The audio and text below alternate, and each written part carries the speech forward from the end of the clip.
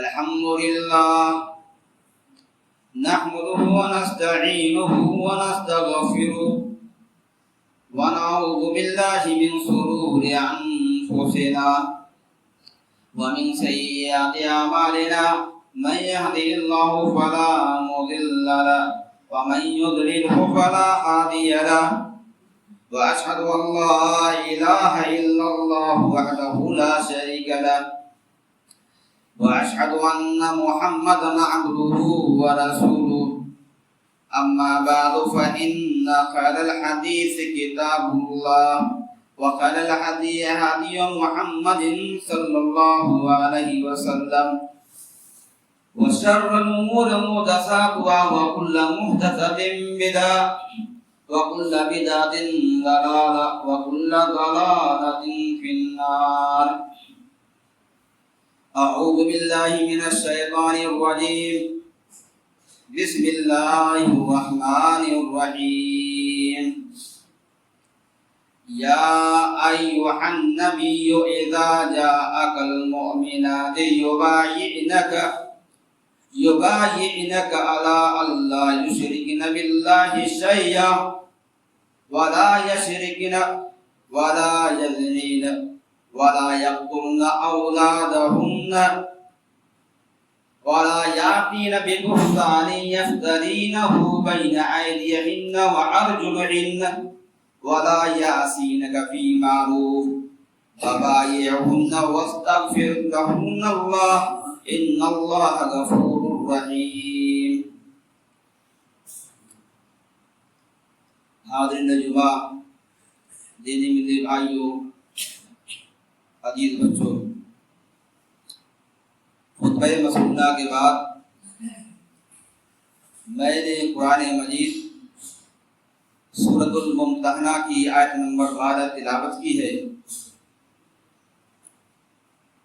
اس آیت کریمہ کے اندر اللہ تبارک و تعالی اپنے نبی سے مخاطب ہوتا ہے اور کہتا ہے یا ایھا النبی اذا جاءک المؤمنات یبايعنک، اے نبی، اے محمد صلی اللہ علیہ وسلم، جب مومنہ عورتیں آپ کے پاس آئے، اسلام قبول کرنے کے لیے آپ کے پاس آئے، اے نبی آپ ان مومنہ عورتوں سے پہلے اس بات کا اقرار کر لیں. اس بات کا اقرار کر لیں اللہ یشرکن باللہ شیئا، کہ وہ اللہ کے ساتھ شرک نہیں کرے گی، چوری نہیں کرے گی، زنا نہیں کرے گی، اپنی اولاد کو قتل نہیں کرے گی، اور کسی پر بہتان نہیں باندھے گی. اے نبی آپ جو بھلائی کا حکم کرے آپ کی نافرمانی نہیں کرے گی. فبايعهن واستغفر لهن اللہ، اے نبی جب وہ مومنہ عورتیں اس بات کا اقرار کر لیں، اے نبی آپ ان مومنہ عورتوں سے آپ بیعت لے لیں. واستغفر لهن اللہ، اے نبی آپ ان مومنہ عورتوں کے حق میں آپ دعائیں مغفرت کیجئے. ان اللہ غفور الرحیم، بے شک اللہ رب العالمین معاف کرنے والا ہے، رحم کرنے والا ہے. قرآن مجید کے اندر اللہ رب العالمین نے اکثر و بیشتر مقامات پر یا ایھا الذین آمنوا سے خطاب فرمایا ہے، یا پھر یا ایھا الناس سے خطاب فرمایا ہے، لیکن اللہ رب العالمین نے یہاں پر یا ایھا النبی اپنے نبی سے خطاب فرمایا اور کہا کہ اے میرے نبی، اے محمد صلی اللہ علیہ وسلم، جب کوئی ایمان قبول کرنے والی عورتیں جب آپ کے پاس آئے، پہلے آپ اس بات کا اقرار کر لے کہ وہ ان گناہ کا ارتکاب تو نہیں کرے گی. ایمان لانے کے بعد وہ اپنے ایمان پر ثابت قدم رہے گی یا نہیں. وہ ایمان لانے کے بعد وہ چوری تو نہیں کرے گی، زنا تو نہیں کرے گی، کسی پر بہتان تو نہیں باندھے گی، اور اسی طریقے سے اپنے اولاد کو رحم مادر کے اندر قتل تو نہیں کرے گی. اے نبی جب وہ ان باتوں کا اقرار کر لے تو آپ ان سے بیعت لے لے، آپ ان سے بیعت لے لے اسلام قبول کرنے پر۔ اور بیعت کے تعلق سے بات یہ عرض کر دو کہ نبی صلی اللہ علیہ وسلم جب مردوں سے بیعت لیتے تھے تو آپ ان سے مصافحہ کیا کرتے تھے، لیکن جب عورتوں سے بیعت لیتے تھے تو آپ صرف زبانی ان سے بیعت لیا کرتے تھے۔ کسی بھی عورت کا نبی صلی اللہ علیہ وسلم نے بیعت لیتے وقت کسی کا ہاتھ تک نہیں چھوا۔ میرے اسلامی بھائیوں، قرآن مجید کی اس آیت کے اندر اللہ رب العالمین نے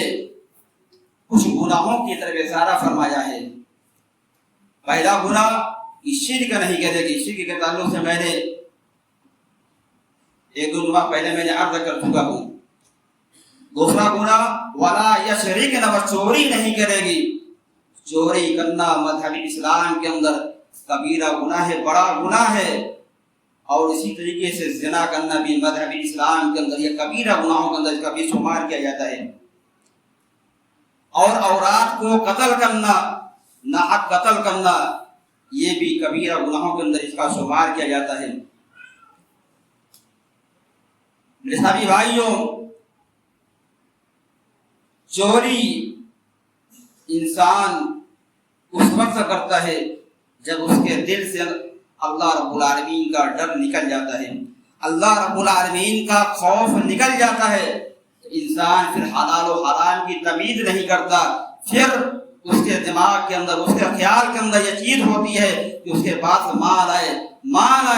وہ حلال و حرام کی تمیز نہیں کرتا ہے، اور اس چوری کے پیچھے وہ اپنی زبان سے جھوٹی باتیں بھی نکالتا ہے۔ ایک تو وہ گناہ چوری کرتا ہے، دوسرا گناہ یہ ہے کہ وہ اپنی زبان سے جھوٹ بات بھی بولتا ہے۔ اور جھوٹ کے تعلق سے اللہ رب العالمین نے فرمایا ان اللہ لا یہدی من هو مسرف کذاب، اللہ تبارک و تعالی نہیں ہدایت پر لاتا ہے، نہیں ہدایت دیتا ہے جو حد سے بڑھ جانے والا اور جھوٹ بات بولنے والا ہوتا ہے۔ اللہ ایسے بندوں کو ہدایت نہیں دیتا ہے۔ آدمی چوری کو چھپانے کے لیے جھوٹ کا سہارا لیتا ہے، یعنی چوری کو چھپانے کے لیے انسان جھوٹ بولتا ہے۔ یعنی اگر کوئی آدمی چوری کرنے کے ارادے سے نکلا، راستے میں کسی سے ملاقات ہوگی، کسی نے پوچھا اے فلاں سے کہاں جا رہے ہو، وہ جھوٹ کے سہارے اپنے غلط ارادے پر پردہ ڈالتا ہے اور کہتا ہے کہ میں فلاں کام سے جا رہا ہوں، جھوٹ بولتا ہے۔ اسی طریقے سے جب چور پکڑا جاتا ہے چوری کرنے کے بعد، تو وہ اپنے اس جرم پر پردہ رکھنے کے لیے وہ جھوٹ کا سہارا لیتا ہے اور کہتا ہے کہ میں نے یہ جرم نہیں کیا، میں نے چوری نہیں کی۔ میرے ساتھی بھائیوں، مذہب اسلام کے اندر چوری اور جھوٹ کے بہت سارے قسمیں بیان فرمائی ہے۔ چوری عبادت کے اندر بھی کی جاتی ہے، ہم جو عبادتیں کرتے ہیں اس عبادت کے اندر بھی چوری کی جاتی ہے۔ مثلا عبادت نماز کو لیجیے، نماز جو ہم ادا کرتے ہیں، جس کو اطمینان و سکون اور خضوع و خشوع کے ساتھ ادا کرنے کی ہمیں نبی صلی اللہ علیہ وسلم نے تعلیم دی ہے، لیکن ہم اس نماز کے اندر چوری کرتے ہیں۔ نبی صلی اللہ علیہ وسلم نے فرمایا کہ چوروں میں سے سب سے بدتر چور وہ ہے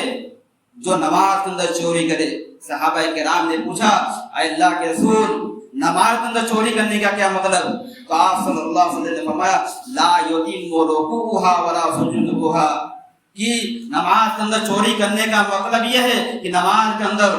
رکوع کو مکمل نہ کرنا، سجدوں کو مکمل نہ کرنا، یہ چوروں میں سے سب سے بدتر چور اللہ رب العالمین کی نظر میں۔ اسی طریقے سے عبادت کو لیجئے، عبادت کے اندر زکوٰۃ بھی ہوتی ہے۔ زکوٰۃ ہمارے مال میں جتنی واجب ہوتی ہے، جتنی فرض ہوتی ہے، ہم اتنی زکوٰۃ نہیں نکالتے ہیں، یہ زکوٰۃ کے اندر بھی چوری کی جاتی ہے۔ میرے اسلامی بھائیوں، ایک غیر مسلم صحافی کا واقعہ میں ذکر کرتا ہوں۔ وہ صحافی تھا، غیر مسلم تھا، وہ اسلام کے جو قوانین تھے، اسلام کے جو حدود تھے اور اسلام کے جو سزائیں تھی اس دنیا کے اندر، جیسے زنا، شادی شدہ اگر زانی ہو، زنا ہو تو اس کو پتھروں سے مار کر سنسار کر دیا جائے، اور اسی طریقے سے اگر کوئی کسی نے چوری کر لیا ہے تو اس کا ہاتھ کاٹا جائے۔ اسلام کی جو حد ہے، جو سزا ہے دنیا کے اندر، اس سزا پر اس غیر مسلم صحافی کو اعتراض تھا۔ یہ کون سا اسلام ہے؟ یہ کون سا وحشیانہ یہ سزا ہے؟ اور اسلام کے اس سزا پر، اس کے خلاف وہ بہت سارے مضامین، بہت ساری کتابیں لکھ چکا تھا، بہت سارے مضامین لکھ چکا تھا، اور وہ اسلام کے ان سزاؤں پر اعتراض کیا کرتا تھا۔ وجہ کہ ایک دن اس کی ماں بیمار ہو جاتی ہے، اس غیر مسلم صحافی کی ماں بیمار ہو جاتی ہے۔ وہ اپنی ماں کو لے کر ہاسپٹل کے اندر جاتا ہے۔ ڈاکٹروں نے چیک اپ کیا، جانچ کی، ڈاکٹروں نے بتایا کہ آپ کے ماں کے بدن کے اندر بلڈ کی کمی ہے، خون کی کمی ہے، لہذا آپ فلاں گروپ کا خون لے کر آؤ تاکہ آپ کی ماں صحت یاب ہو جائے۔ اور فلاں شخص خون کی تلاش میں ادھر ادھر بھٹکتا رہتا، لیکن اس کو وہ خون نہیں مل پاتا۔ بالآخر وہ صحافی، وہ غیر مسلم آدمی بینک کے اندر جاتا ہے اور اپنے بینک سے روپیے کو نکال کر، کثیر روپیہ، زیادہ پیسے نکال کر وہ بلڈ بینک جاتا ہے تاکہ وہ خون خرید سکے، بلڈ خرید سکے۔ لہذا جیسے ہی وہ بلڈ بینک پہنچتا ہے، خون کی دکان پر پہنچتا ہے، جیسے ہی وہ خون کا سودا کرتا ہے، خون کو خریدتا ہے، بلڈ گروپ خریدتا ہے، جیسے ہی اس کی قیمت ادا کرنے کے لیے اپنے جیب کے اندر ہاتھ ڈالتا ہے تو کیا دیکھتا ہے کہ اس کی جیب کو کسی نے صاف کر لیا ہے، چوری کر لیا ہے۔ اس طریقے سے مہارت سے کسی نے چوری کر لیا، اس کے جیب کو ختم کر لیا، صاف کر لیا، اس کے رقم کو چوری کر لیا، یہاں تک اس کو پتہ بھی نہیں چلا۔ اس قدر مشکل حالت میں کسی نے اس غیر مسلم صحافی کے ساتھ یہ حرکت کر ڈالی کہ اس کو اس کی خبر ہی نہیں تھی، اس کو معلوم ہی نہیں تھا کہ میرے ساتھ ایسا کوئی سلوک کرے گا۔ بالآخر وہ بے بس ہو جاتا ہے، لاچار ہو جاتا ہے اور بے بسی اور غصے کی حالت میں مبتلا ہو جاتا ہے۔ اسی دوران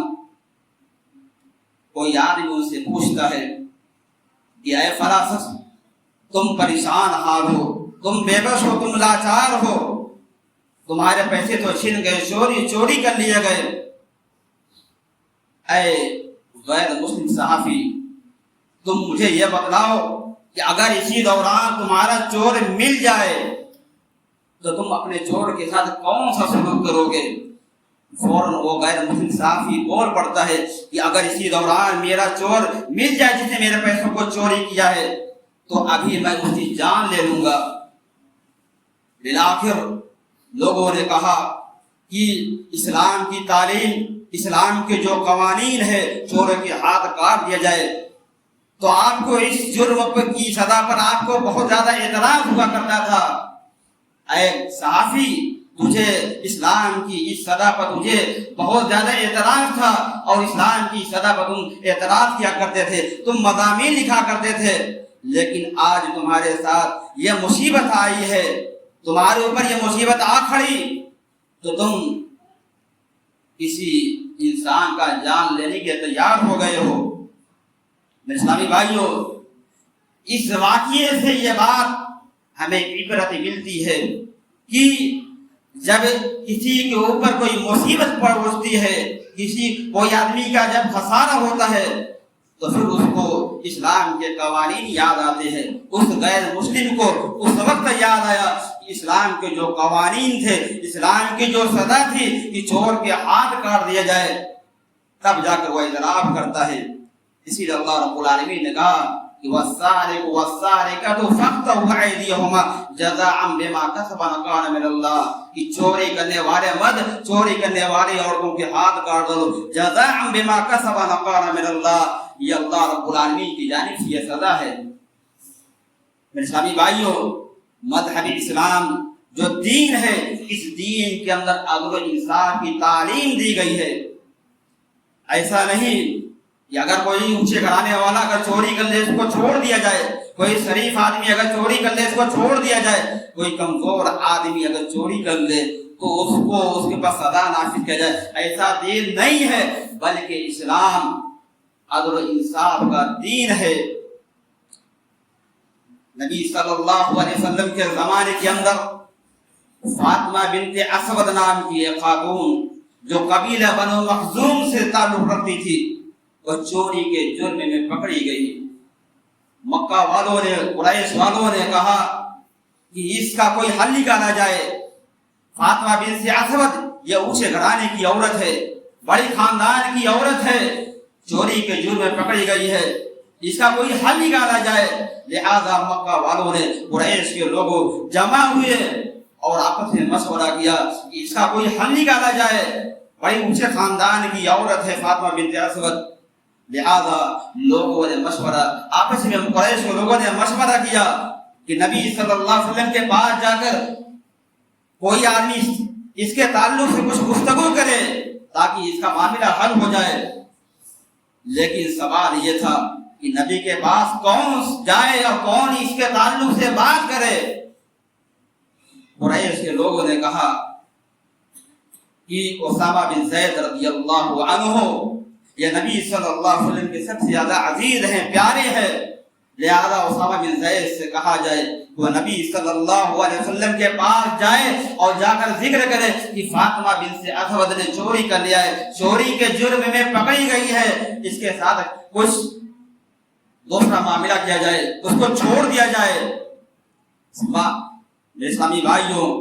اسامہ بن زید نبی صلی اللہ علیہ وسلم کے پاس پہنچتے ہیں اور کہتے ہیں کہ اللہ کے رسول، فاطمہ بنت اسود نے چوری کر لیا ہے، چوری کے جرم میں پکڑی گئی ہے، اے اللہ کے رسول میں سفارشی بن کے آیا ہوں، لہذا اللہ کے رسول اسے چھوڑ دیا جائے۔ اس موقع پر نبی صلی اللہ علیہ وسلم نے کہا اے اسامہ اتشفع فی حد من حدود اللہ، اللہ نے جو حد مقرر فرمائی ہے، کیا تم اللہ کی حد میں سے کسی ایک حد میں تم سفارشی کرنے آئے ہو؟ نبی صلی اللہ علیہ وسلم اسی وقت فوراً کھڑے ہوتے ہیں اور صحابہ کرام کی اسی جمع غفیر کے اندر ایک چھوٹا سا ایک مختصر سا خطبہ دیتے ہیں اور کہتے ہیں کہ اے میرے صحابہ کرام، پچھلی امتیں اسی لیے ہلاک و برباد ہوئی،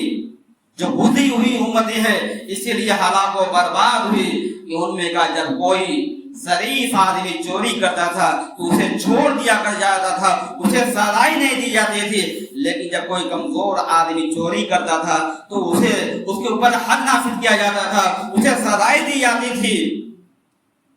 میرے اسلامی بھائیوں، پھر نبی صلی اللہ علیہ وسلم نے اپنے اسی خطبے کے اندر یہ فرمایا تھا لو ان فاطمہ بنت محمد سرقت لقطعت یدها، کہ اے اسامہ، اے میرے صحابہ کرام، تم فاطمہ بنت اسود کے تعلق سے میرے پاس سفارشی بن کے آئے ہو، اے لوگوں سنو، اگر میری بیٹی فاطمہ، میری لگتے جگر فاطمہ بنت محمد اگر چوری کے جرم میں پکڑی جاتی لقطعت یدها، محمد کا یہ فیصلہ ہے، اللہ رب العالمین کا یہ فیصلہ ہے کہ محمد بھی اپنے لگتے جگر اپنی لاڈلی بیٹی فاطمہ کا ہاتھ بھی کاٹ ڈالتا۔ اسلامی بھائیوں، نبی صلی اللہ علیہ وسلم نے عدل و انصاف سے کام لیا ہے، اور یہ عدل و انصاف کسی اور دین کے اندر، کسی اور مذہب کے اندر نہیں ملے گا۔ میرے اسلامی بھائیوں، اسی طریقے سے چوری کی بہت ساری اقسام ہیں، ان اقسام میں سے ایک چیز یہ بھی تجارت کے اندر بھی کی جاتی ہے، اور آج کے اس ٹیکنالوجی دور کے اندر یہ کام بالکل آسان ہو چکا ہے۔ آج کے اس موجودہ دور کے اندر جو الیکٹرانک ترازو نکل چکا ہے، اس الیکٹرانک ترازو کے اندر بھی اس قدر اور اس طریقے سے سیٹنگ کر دی جاتی ہے اندر کہ 10 گرام سے لے کر 100 گرام بلکہ اس سے مزید کی کمی کر دی جاتی ہے، یعنی چوری کر لی جاتی ہے اور آپ کو معلوم بھی نہیں چلتا، اور لوگ بالکل آسانی سے اس قدر چوری کر لیتے ہیں اور کہتے ہیں چوری کرنے کے بعد ہم تجارت تو کرتے ہیں لیکن ہمارے تجارت کے اندر برکت نہیں ہے۔ اللہ کی پناہ، جب ہماری تجارتوں کے اندر یہ عدل انصاف نہیں رہے گا، ایمانداری نہیں رہے گی، تو اللہ رب العالمین کی برکتیں نہیں ہوگی۔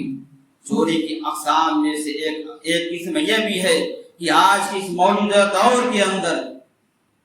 دودھ کے اندر پانی ڈال کر بھی بیچا جاتا ہے۔ بہت سارے لوگ دودھ کا کاروبار کرتے ہیں لیکن دودھ کے اندر جو پانی ڈال کر اسے بیچا جاتا ہے تاکہ منافع مل جائے، حقیقتاً ظاہری طور پر ہمیں جو منافع تو مل جاتا ہے لیکن جو باطنی طور پر اس کے جو نقصان ہے، جو اس کا خسارہ ہے، وہ ہم سمجھ نہیں سکتے۔ ظاہری طور پر ہمیں مال تو مل جائے گا لیکن اللہ رب العالمین اس مال کو کسی نہ کسی طریقے سے خسارے کے اندر، نقصان کے اندر ڈال دے گا۔ اسلامی بھائیوں، جب ہمارے جسم پر ناجائز مال رہے گا، ناجائز مال کی پرورش رہے گی اور ناجائز خوراک رہے گی اور حرام خوری والا مال رہے گا تو ہمارے لیے بہت بڑا نقصان ہے۔ نبی صلی اللہ علیہ وسلم نے بیان فرمایا کہ ایک آدمی لمبا سفر کر کے آتا ہے اور پراگندہ حال ہوتا ہے، گرد و غبار میں اٹا ہوتا ہے، اور وہ تھکا مادہ انسان اپنے رب کو پکارتا ہے، وہ کہتا ہے اے میرے رب، یقول یا ربی، وہ کہتا ہے اے میرے رب، اے میرے رب، اپنے رب کو پکارتا ہے اور کہتا ہے کہ اے میرے رب میری دعاؤں کو قبول فرما۔ تو اللہ رب العالمین کہتا ہے کہ اللہ تمہاری دعاؤں کو کیسے قبول کرے گا جبکہ تمہارا کھانا حرام کا، تمہارا لباس حرام کا اور حرام مال کے ذریعے سے تمہاری جسم کے اندر پرورش ہوئی، اللہ رب العالمین تمہاری دعاؤں کو کیسے قبول فرمائے گا؟ تو اسلامی بھائیوں، جب تک ہمارے جسم کے اوپر حرام لباس یا حرام خوراک رہے گی، حرام مال کے ذریعے سے ہمارے جسم کے اندر جو خون پیدا ہوگا، جو طاقت پیدا ہوگی، اس کے ذریعے سے اگر ہم دعائیں کریں گے تو اللہ رب العالمین ہماری دعاؤں کو قبول نہیں فرمائے گا۔ اسلامی بھائیوں، اب عقیب اللہ رب العالمین سے دعا ہے کہ مولا کریم ہم تمام لوگوں کو حلال ذریعے سے، حلال طریقے سے رزق کمانے کی توفیق دے، آمین۔